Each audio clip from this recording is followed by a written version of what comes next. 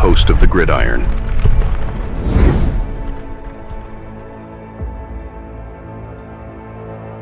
Fourth and goal to go with the 2. 34 seconds left to go in the ball game. This is the play right now. Takes the snap.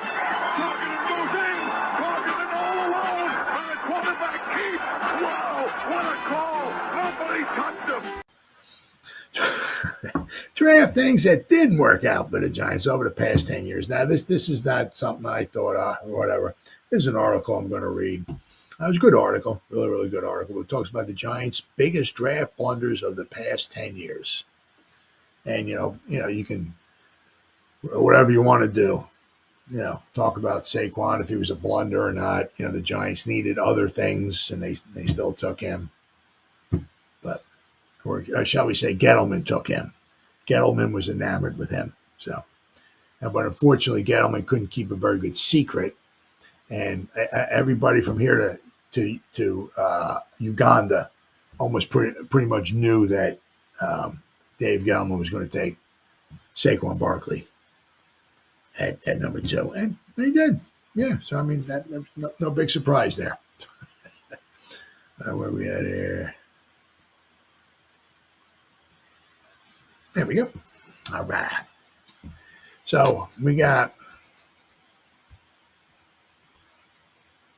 biggest Giant draft blunders in the last 10 years. The Giants have had plenty of hits and misses in the NFL draft, but these are the most shocking draft decisions made in the last 10 years. This is from Evan Orris, looks like. I don't know who that is.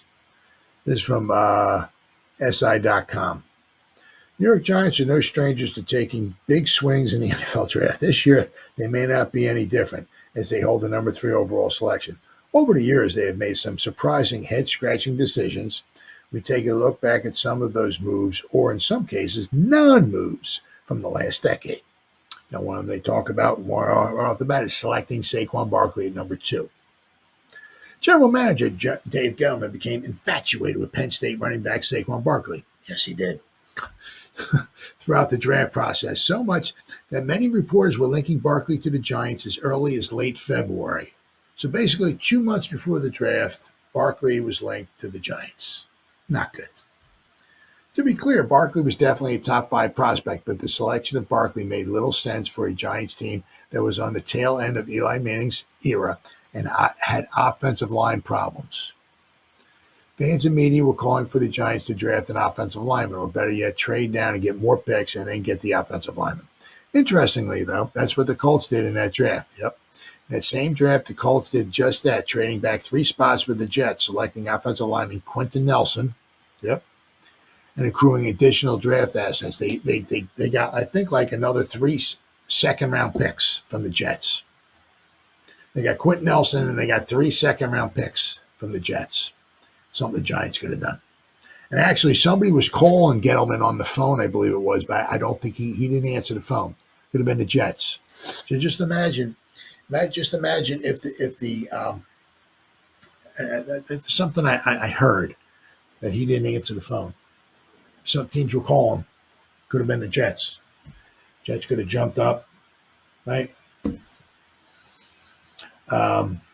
But could you imagine, all right, if the Giants jumped back to number 6, I think it was, to Quentin Nelson, they got 3 second-round picks in addition to that? Could you imagine? But he was enamored with Saquon Barkley. So Gettleman could have taken the same approach to shore up the Giants' offensive line concerns. Instead, he went against positional value and drafted a running back early in the draft, which is frowned upon amongst general managers. Barkley finished his time in New York, ranked 4th in franchise rushing with 5,211 yards and 6 touchdowns with 35. Fortunately, things didn't work out between Barkley and the new regime. So, Gettleman makes shocking decisions in round 1 of the 2019 draft by drafting Daniel Jones. He did draft Sexy Dexy, though, but then he did draft DeAndre Baker. 2019, Manning was approaching the end of his career with the Giants, so it was no surprise that the Giants began considering a quarterback to succeed him. But when Justin Herbert, who was widely thought to be the apple of Gettleman's eye, returned to Oregon, the Giants shocked everyone And with the 6th overall pick in that year's draft, they plucked quarterback Daniel Jones, a projected day 2 pick out of Duke, over edge rusher Josh Allen. Jones' year was a roller coaster with mostly downs and few ups. After 4 mediocre seasons, he broke out in 2020 by leading the Giants to their first 2022. By leading Giants to their first playoff appearance since 2016, and even led them to a wild card victory over the Vikings. I don't know. This guy, whoever was writing it, this guy wrote this article. He said that led to his receiving a 4-year, $140 million contract. It's the guy, whoever's writing this article needs to really sharpen up his act. He received a 4-year, $160 million contract. Jones did not live up to that deal's worth. In his first year after signing, he saw his season cut short due to his injuries. Right? He went on to post a 2-8 record as a starter. His inconsistencies maddening to the point where he was eventually benched so the team could avoid risking an injury. Right, guaranteed $23 million. Jones was demoted to 3rd string and denied permission to participate in any team activities where he might have been at risk for injury. Was released 5 days later after his request. Now, of course, then this one here too. Giants trade back into the first round for DeAndre Baker. I mean, my goodness. Not only did Gettleman reach on Jones in the draft, but he also shocked fans by trading back in the first round to select cornerback DeAndre Baker out of Georgia, choosing ahead of Byron Murphy, Rock your mama, or Rock your sin, and Sean Bunting. Baker didn't exactly hit the ground running for the Giants. Despite his talents, there were whispers of him being less than willing to throw himself into the playbook and film study. He had fallen asleep in a meeting. He played in just 1 season with the Giants and recorded 8 pass deflections and 61 tackles. Baker was released the following offseason after he encountered legal battles, right, stemming from allegations of armed robbery, charges from where he was later exonerated. Giants miss out on taking Micah Parsons. Entering the 2021 draft, now you notice all this stuff is with Gettleman, right? In the 2021 draft, there was a badly kept secret the Giants were hoping to land 2021 Heisman Trophy winner Devontae Smith once again.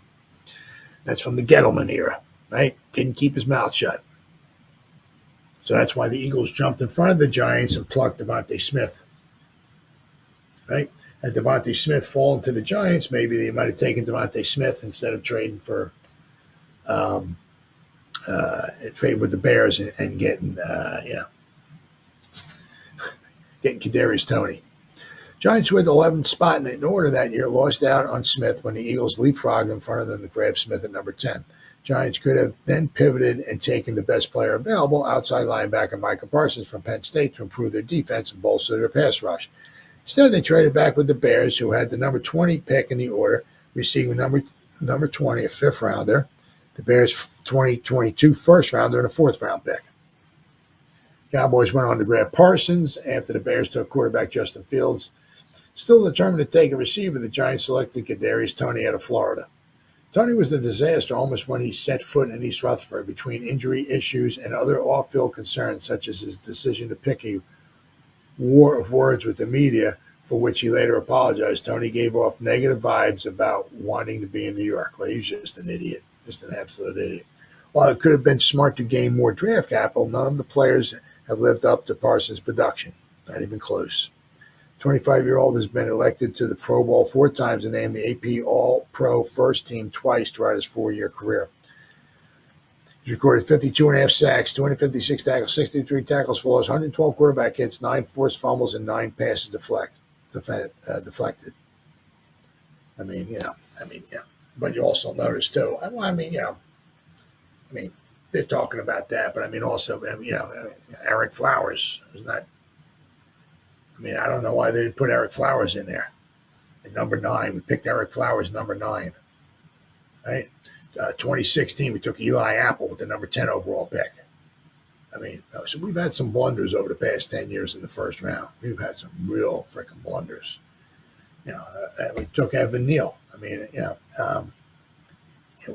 picked him at tackle, put him out there at tackle. He's really struggling at tackle, so we took a tackle at number 7 who's absolutely horrible. at pass protection. Might have to slide him into guard. So we've had a lot of swings and misses in the first round. You go back to 2015. You go back to 2014, right? You got OBJ, so right.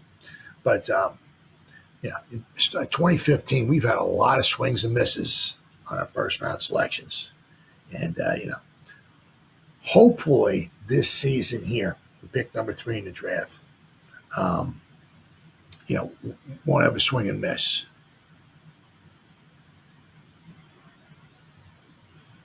All right, let's see here. Okay, cool. Yeah, I mean, hopefully, we'll actually be forced to take a blue chip prospect. So, which is absolutely fantastic.